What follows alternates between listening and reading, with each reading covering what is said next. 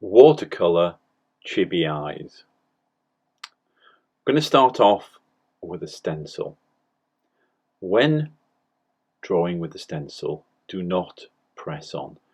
You make the pencil lines as light as possible so you can just see them. Some of the lines only need a single line. You should just be able to see it. Draw in the lines that are not there. When using the watercolor, start off with lots of paint to start off with, then you wash and dry the brush and spread the colour down. So here we are putting the blue on, 100%, wash and dry the brush, spread it out, wash and dry the brush, spread it out a bit more. You can work over things several times, but the paper will become quite wet.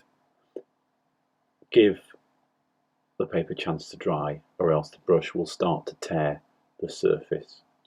We've got a whole page in the book to do, so you can work somewhere else while the bit that you're working on dries. Here I am spreading out the colour, making it clearer. Okay, use the water to spread the colour out. So you want this contrast, this shading effect from the areas that are dark to the areas that are light. Try and use the mixing palette to get the watery paint.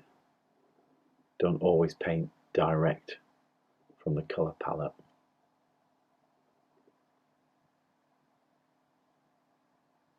Using a little bit of light blue now just to add a little bit more of colour onto the lighter parts of the eye. Here we are, get another stencil. Try and work out where it fits best on the page. Again, as lightly as possible, draw in pencil lines.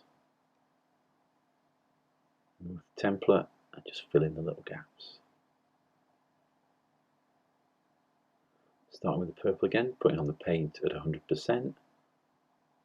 Wash and dry the brush, spread it out, wash and dry the brush. Putting some blue on in the middle, 100%. Adding water, spreading it out both sides. You mustn't let the paint dry. That's why you have to work very quickly, or else you'll get a sharp edge to the watercolour, which is what you're trying to avoid. Put a bit more ink on now in the middle. Because the paper's so wet now, I'm just almost dabbing pure colour on there, and it spreads out as it hits the water. Trying to get this sort of glossy eye finish is what we're after.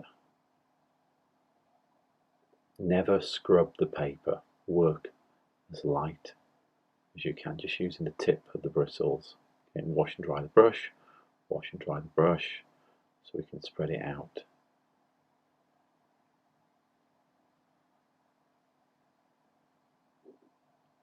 Part of the beauty of watercolour is that it does spread.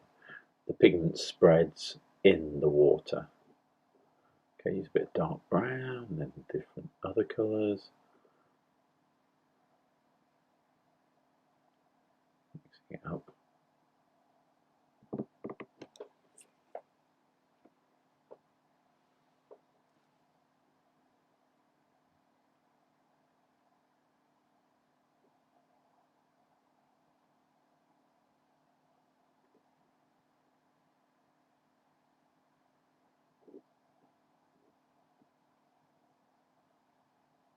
Adding a little bit more.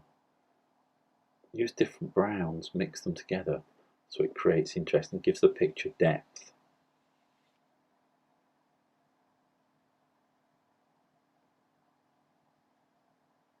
Wash and dry the brush, spreading out the colour.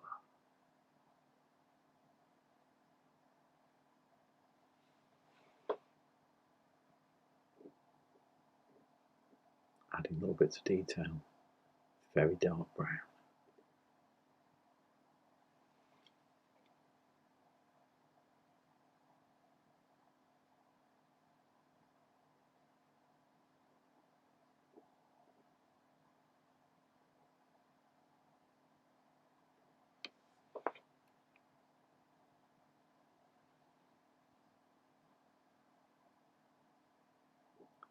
Paper's getting quite wet now, so this will be as much as I can do on this part of the drawing in a minute. But after about 15 minutes it will dry, and then if we need to we can paint over some of these bits and change them, but you can't overwork it too much. So adding a bit of eyelashes and things into the eyebrow, into the other eye. Getting a template, trying to work out where it goes best. Again, drawing as light as possible, finishing off. And then using the same similar colours we've been using, the blues and the purples, to paint in the next eye. This work is about experimentation. We're practicing blending colours. We're going to try and fill the page in our books completely with eyes. The people who feel confident enough can draw their own eyes. They don't need to use the templates. Templates are just there as a guide. And you can use the template and alter the eye. Make it more how you want it.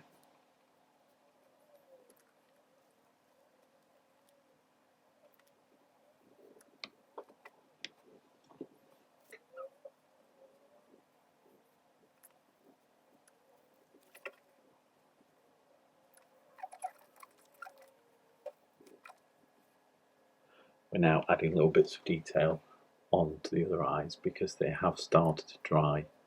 So we go and add some more details onto the eyes that we had left earlier because they were too wet. If you want to make something darker, just paint over it again, wash it out, and each time you do that it will get slightly darker.